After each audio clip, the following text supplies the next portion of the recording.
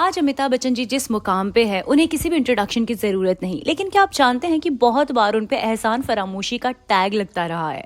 ये कहा जाता है कि जिसने भी अमिताभ बच्चन की मदद की यहाँ तक पहुँचने में, उन्होंने उनके साथ धोखा ही किया।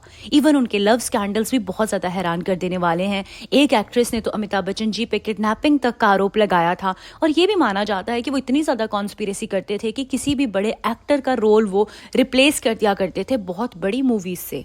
Hello and welcome to our channel. आज हम अमिताभ बच्चन जी की बात करेंगे, लेकिन उनकी उम्दा आवाज़, बेहतरीन एक्टिंग और बहुत ही ज़्यादा इम्प्रेशन छोड़ने वाली पर्सनैलिटी की नहीं, बल्कि उनकी डार्क साइड की। तो आई होप आपको ये वीडियो पसंद आएगी। प्लीज़ एंड तक हमारी वीडियो को देखिएगा, लाइक कीजिएगा, कमेंट कीजिएगा, शेयर कीजिएगा एंड ट्रस्ट मी, हम आपके कमेंट्स बार बार पढ़ते हैं। तो 11 अक्टूबर 1942 को इलाहाबाद में एक बहुत बड़े जाने माने कवि हरिवंश राय बच्चन जी और तेजी बच्चन जी के घर अमिताभ बच्चन का जन्म होता है।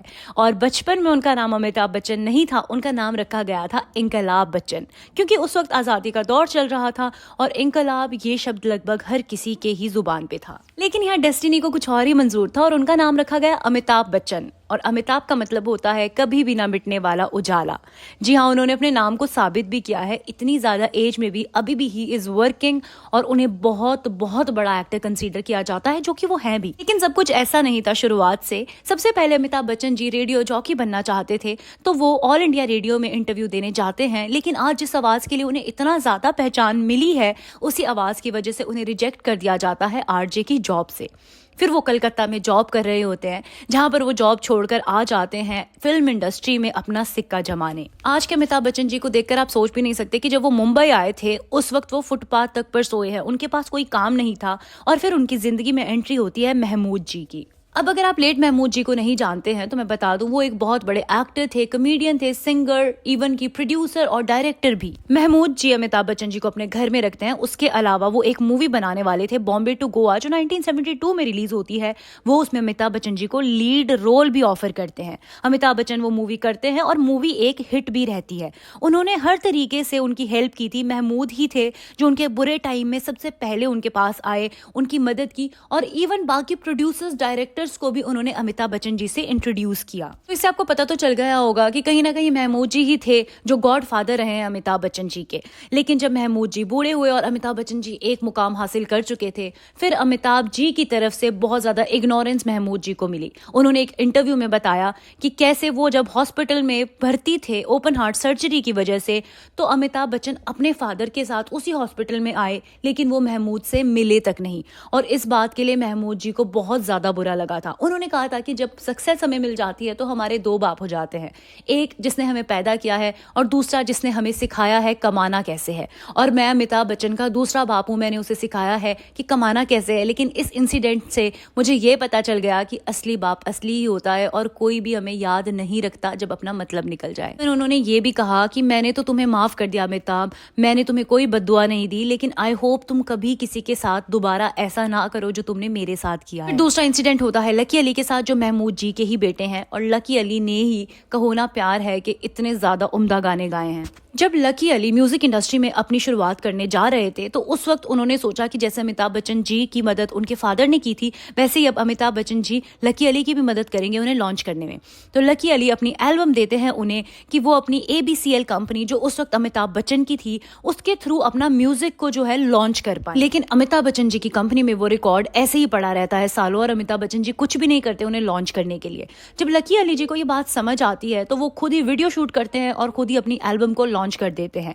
और उसका सॉन्ग ओ सनम टॉप 10 सॉन्ग्स में रहता है 60 हफ्तों के लिए। अब बहुत मीडिया पोर्टल्स का ये भी कहना है कि अमिताभ बच्चन जी को लग रहा था कि उनकी ABCL कंपनी बहुत बड़ी है और ऐसे छोटे मोटे वीडियोस को अगर वो लॉन्च करेंगे तो उनकी कंपनी का नाम ज्यादा बड़ा नहीं होगा। लेकिन होता इसका उल्टा ही है, ABCL पूरी डूब जाती है और ओ सनम से लकी अली मशहूर हो जाते हैं। तो हम बात करते हैं कि कैसे राजेश खन्ना के डाउनफॉल का रीजन भी माना जाता है अमिताभ बच्चन जी को। तो राजेश खन्ना ने 1963 से 1972 में 15 सुपरहिट मूवीज दी थी बैक टू बैक, और वो सुपरहिट सुपरस्टार बन जाते हैं। और वहीं अगर हम अमिताभ बच्चन जी की बात करें, इस टाइम तक अमिताभ बच्चन सिर्फ एक हिट के लिए भी तरस रहे थे। फिर पहली मूवी आनंद में वो दोनों इकट्ठे काम करते हैं, जहां पर राजेश खन्ना कहीं ना कहीं कॉम्प्लेक्स भी फील करते थे अमिताभ बच्चन जी से।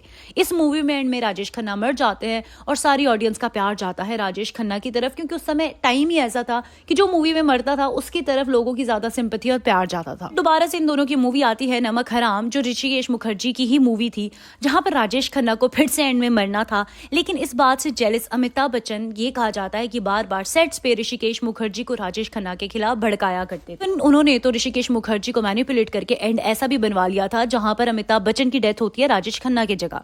जब राजेश खन्ना जी को ये पता चला तो उन्होंने बहुत हंगामा किया और ऋषिकेश मुखर्जी से वही वाला एंड शूट करने को कहा जहां पर राजेश खन्ना की डेथ होती है। अब जब मूवी लॉन्च हुई तो अमिताभ बच्चन को साइड रोल मिला था, लेकिन फिर भी अमिताभ बच्चन को ऑडियंस से बहुत प्यार मिला, क्योंकि भड़काना एंड कॉन्स्पिरेसी के इल्जाम अलग थे और टैलेंट की बात अलग। अमिताभ बच्चन तो नो डाउट बहुत टैलेंटेड है। ऑल्दो उनकी चुगली करने के आरोप और प्रोवोक करने की आदत के बारे में राज बब्बर ने कहा था कि वो चाले चलते हैं, इवन इन हरकतों से वो एक्टर्स को रिप्लेस भी करवा देते हैं, और ऐसा उन्होंने राज बब्बर के साथ भी किया है। नमक हलाल के टाइम पे उनके साथ रोल मिला था राज बब्बर को और उन्होंने उनसे वो मूवी छीन ली। कहा जाता है कि राजेश खन्ना जी की जगह अमिताभ बच्चन जी ने ले ली, तो वो मुझे नहीं लगता कि किसी कॉन्स्पिरेसी की वजह से लिए। उन्होंने अच्छी चॉइसेस, एक डिसिप्लिन्ड लाइफ और अपने करियर को सीरियसली लेकर वो चीज की है जो राजेश खन्ना कहीं ना कहीं लैक करते थे, although he was also immensely talented. फिर आती है बात उनकी वाइफ की, जो माना जाता है कि सबसे ज्यादा बुरा तो अमिताभ बच्चन जी ने जया बहादुरी जी के साथ ही किया है। तो जब ये दोनों मिलते हैं उस वक्त अमिताभ बच्चन एक स्ट्रगलिंग एक्टर थे और वो फ्लॉप पे फ्लॉप दे रहे थे, एक हिट के लिए तरस रहे थे। वहीं जया बहादुरी एक सक्सेसफुल सुपरस्टार थी। They met on the sets of Guddi and this beautiful and immensely talented actress fell in love with him. She was immensely talented. उन्हें 8 फिल्म फेयर मिले थे और पद्मश्री भी मिला था। इंसिडेंट सामने आता है बावर्ची के सेट से, जहां पर काम कर रहे थे सुपरस्टार राजेश खन्ना और जया बहादुरी। अमिताभ बच्चन जी जया बहादुरी से मिलने आया करते और राजेश खन्ना इनका मजाक उड़ाते थे। फिर एक दिन बहुत फटकार लगाते हुए जया बहादुरी कहती हैं राजेश खन्ना को कि देखना, तुम एक दिन यही रह जाओगे और ये आदमी तुमसे भी बड़ा सुपरस्टार बन के दिखाएगा। जया बहादुरी ने उनपे उस वक्त ट्रस्ट किया जब किसी ने भी उनपे ट्रस्ट नहीं किया था। और आप सोचिए, ये वो जमाना था जब इतनी ज्यादा डोमिनेंट इंडस्ट्री थी और वो भी एक सुपरस्टार से पंगा लेते हुए जया बहादुरी ने बिल्कुल भी नहीं सोचा कि उनका करियर तक अफेक्ट हो सकता है। Even she proved her words. और जब जंजीर मूवी में अमिताभ बच्चन को कोई एक्ट्रेस नहीं मिल रही थी, कोई मूवी के लिए तैयार ही नहीं था, तो जया बहादुरी सामने आती है और जंजीर मूवी सुपर हिट हो जाती है। वहीं से टैग मिलता है अमिताभ बच्चन जी को द एंग्री यंग मैन का। अब ये मूवी 1972 में आई थी और 1973 में ही दोनों शादी कर लेते हैं। उसके बाद भी कुछ मूवीज में ये दोनों साथ काम कर रहे थे। एक तो ये दोनों इतने ज्यादा टैलेंटेड थे और इनकी ऑनलाइन केमिस्ट्री बहुत लाजवाब थी। 1974 में जब उनकी पहली बेटी श्वेता पैदा होती है तो फिर जया बहादुरी चूज करती हैं अपनी फैमिली की केयर करने का और वो मूवीज से किनारा कर लेती हैं। अभी तक सब कुछ अच्छा चल रहा था, लेकिन फिर जया बहादुरी जी का डार्क चैप्टर शुरू हो जाता है लाइफ का, जहां पर within 2 years Amitabh Bachchan ji की लाइफ में आती हैं रेखा जी। और अब हर कोई रेखा और अमिताभ की जोड़ी को गोल्डन कपल ऑफ बॉलीवुड कह रहा था। ऑन स्क्रीन जोड़ी तक ठीक था, लेकिन उनके सीरियस अफेयर के रूमर्स भी शुरू हो जाते हैं। एक बार आप सोच के देखिए कि उस वक्त जया बहादुरी जी की मेंटल स्टेट क्या रही होगी कि जिस इंसान के लिए उन्होंने इतना किया, जिसकी फैमिली को ग्रो करने के लिए उन्होंने पीक पर अपना करियर तक छोड़ दिया और उसे आज इस मुकाम पर पहुंचा दिया, वो बेशर्मी से किसी और के साथ घूम रहा है। और उनके अफेयर्स के चर्चे इवन इतने थे कि कहा जाता था कि अमिताभ बच्चन और रेखा ने शादी भी कर ली है, क्योंकि रेखा जी शशि कपूर और नीतू सिंह की शादी पर मांग भर के भी आई थी। आप एक बार सोचिए कि जया बहादुरी जी, जो उनके 2 बच्चों की माँ थी, वो इन र्यूमर से कितनी ज्यादा अफेक्ट होती होंगी। नो वंडर कि आज के टाइम में उनका बिहेव इतना चिड़चिड़ा और इतना एरोगेंट क्यों है। She has seen a lot in her life. ये बात करते हैं रेखा जी की, जो सरेआम अपने प्यार को अभी भी बयां करती हैं। लेकिन मैं आपको बता दूं कि अमिताभ बच्चन जी उनके साथ भी लॉयल नहीं थे। जहां लावारिस के सेट पर एक ईरानी डांसर नेली नाम की उनके प्यार में पड़ जाते हैं अमिताभ बच्चन जी। अब जब रेखा को पता चलता है, शी वॉज वेरी अपसेट, जैसे कि कोई सदमा ही लग गया हो उन्हें। लेकिन रेखा जी को यह समझना चाहिए था कि जैसे वो जया बहादुरी जी को चीट कर सकते हैं, वो रेखा जी को भी चीट कर सकते हैं। इवन जब उन्हें इस बात का पता चला तो उन्होंने हंगामा कर दिया था लावारिस के सेट पे और अमिताभ बच्चन जी ने उन्हें थप्पड़ तक जड़ दिया था। वैसे भी रेखा जी क्या ही एक्सपेक्ट कर रही थी ऐसे इंसान से जो चीट करके ही उनके साथ आया है। इवन उनके अफेयर्स प्रवीण, बाबी, जीनत अमान, कभी किसी मेकअप आर्टिस्ट तो कभी किसी डांसर के साथ आते ही रहते थे। इवन प्रवीण बाबी ने तो एक इंटरव्यू में ये तक कहा था कि अमिताभ बच्चन उन्हें मारना चाहते हैं और उन्होंने उन्हें किडनैप करके एक आइलैंड पे रखा था और उन्होंने कान के पीछे प्रवीण बाबी के एक चिप फिट की है जिससे वो उनकी सारी एक्टिविटीज को, उनकी लोकेशन को ट्रैक करते हैं।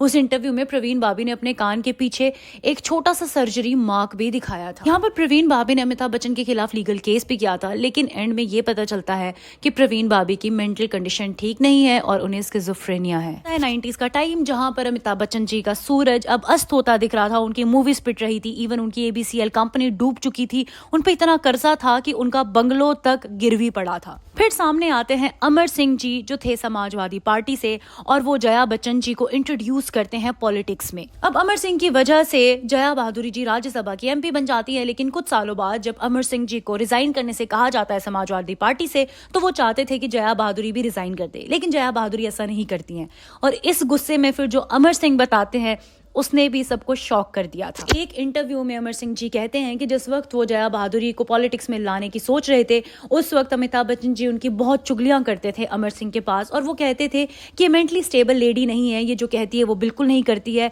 और मैं तो चाहता हूं कि तुम इसे पॉलिटिक्स में मत लेकर जाओ, ये बिल्कुल भी इसके लायक नहीं है, which was quite shocking. Even Amitabh Bachchan ji ने यह भी कहा कि कभी खुशी कभी गम के सेट्स पे वो अमिताभ बच्चन की बहुत बेइज्जती किया करती थी और तब से उन्होंने सोच लिया था कि वो जया बहादुरी के साथ कभी काम नहीं करेंगे। अमिताभ बच्चन के खिलाफ उन्होंने ये भी कहा, अमिताभ बच्चन अलग घर में रहते हैं, जया बहादुरी अलग घर में रहती है और अभिषेक और ऐश्वर्या साथ किसी तीसरे घर में रहते हैं, विच वॉज अगेन शॉकिंग। लेकिन अमर सिंह जी का कहना था कि इस बात से पूरी की पूरी फिल्म इंडस्ट्री अच्छी तरह से वाकिफ है। अमर सिंह जी ने यह भी कहा था कि जब अमिताभ बच्चन का बहुत बुरा टाइम चल रहा था और यश चोपड़ा सामने आते हैं, उन्हें मोहब्बतें ऑफर करते हैं, तो उसमें काम कर रहे थे शाहरुख खान भी। अब जब सेट से वापस आया करते थे अमिताभ बच्चन तो वो बहुत ज्यादा बुराइयां करते थे यश चोपड़ा की कि कैसे वो सारी इंपॉर्टेंस मूवी में शाहरुख खान को ही दे रहे हैं और कैसे उन्हें दूसरे दर्जे का सिटीजन टाइप फील कराया जाता है। यहाँ पर वो शाहरुख खान के खिलाफ भी बहुत जहर उगलते थे। इवन यश चोपड़ा जिन्होंने उनकी मदद की थी, उनकी बुराई करने में भी वो पीछे नहीं हटते थे। वॉज अगेन शॉकिंग क्योंकि हम अमिताभ बच्चन जी को ऐसे तो नहीं जानते हैं। फिर अगर बात करें अमूल इंडिया शो की जिसे होस्ट कर रही थी पूजा बेदी और वहां पर आते हैं अमिताभ बच्चन जी। पूजा बेदी शो पे उनसे पूछ लेती हैं कि आपके बालों का रंग और दाढ़ी का रंग अलग अलग क्यों है, आप कौन सा डाई यूज करते हैं। लेट मी टेल यू, अगर आप पुराने अवार्ड शोज देखेंगे तो आप पाएंगे कि Amitabh Bachchan was turning bald, उनके बाल झड़ रहे थे बहुत ज्यादा और ये क्लियरली विजिबल भी था एंड बहुत ज्यादा पॉसिबिलिटी है कि वो एक विग लगाते हैं। और इसी के आसपास का सवाल पूजा बेदी जी ने पूछा था जिससे खफा होकर अमिताभ बच्चन जी ने घर जाकर उनसे वो शो ही छीन लिया और इवन अपने वाला एपिसोड तो टेलीकास्ट ही नहीं होने दिया। इसके बाद एक ओपन लेटर में पूजा बेदी उन्हें बिग बुली कहती हैं और वो उसमें कहती हैं कि आपसे मैंने ऐसा पूछ ही क्या लिया था, सिर्फ बालों के डाई के बारे में ही पूछा, आपके बाकी स्कैंडल्स के बारे में तो नहीं पूछा था ना। इसके अलावा और भी बहुत ज्यादा ऐसे स्कैंडल्स रहे हैं जिसमें अमिताभ बच्चन जी का नाम सामने आया है और ये साइड शायद लोगों को पता भी नहीं। लेकिन अगर हम बात करें आज उनके मुकाम की तो उनकी मूवीज की गुड चॉइसेस और उनका डिसिप्लिन मूवीज के लिए और लाइफ के लिए शायद यही रीजन है कि वो आज इस मुकाम पे हैं और इस उम्र में भी वो इतना ज्यादा काम कर रहे हैं। ओवरऑल हमें ये बात समझ आती है कि हो सकता है उनका कॉन्स्पिरेसीज में हाथ रहा हो, उनकी लव लाइफ बहुत ज्यादा कॉम्प्लिकेटेड रही हो, लेकिन हार्ड वर्क और टैलेंट को कोई भी बीट नहीं कर सकता। तो that's it for today. I hope आपको वीडियो पसंद आई हो, so please like share comment and subscribe. Thank you and take care.